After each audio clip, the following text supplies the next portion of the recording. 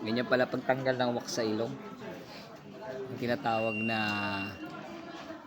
ayun, yung mga puti-puti. Ayan. Magawa kasi tayo ng vlog. Pagtatanggal ng wax dito, kung mapapanood nyo sa video na to. Ayan, ganyan. Ewan ko, pero mas related ako sa mga ganito. Parang exotic man tignan, pero parang satisfied naman ako kasi yun eh, parang yun ang trip ko yung tatanggal ng panonood ng mga wax dito, mga ganyan sa mga mukha-mukha kasi madalas yun nakikita ko. Minsan pa nga sa paa, yung mga ingrown.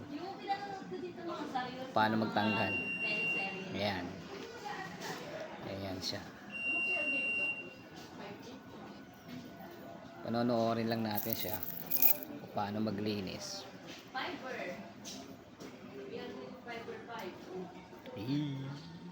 Diba? Paano bakbakin?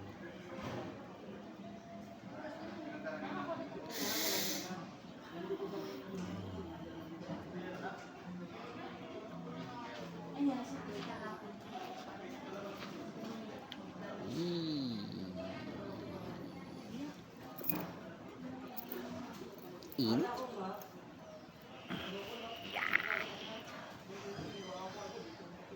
Pag natanggal siya sa ganyan, para siyang keso.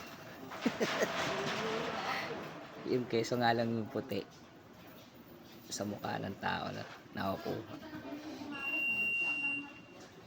Whiteheads, yun na pala tawag doon. Yan pala tamang paglinis niyan.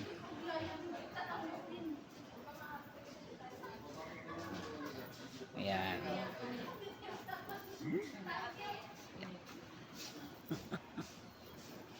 Init. Sa conference.